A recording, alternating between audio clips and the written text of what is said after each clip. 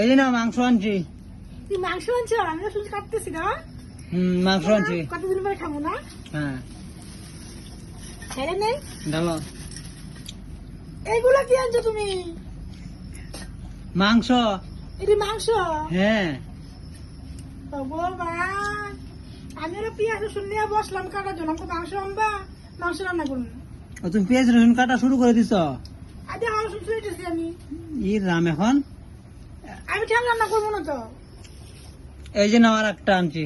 এটার মধ্যে ঠ্যাংই হবো আর কি হবো? দেখো খুলে দেখো কি আছে এটার মধ্যে। এটার মধ্যে ঠ্যাং হয় না দেখো। হ্যাঁ,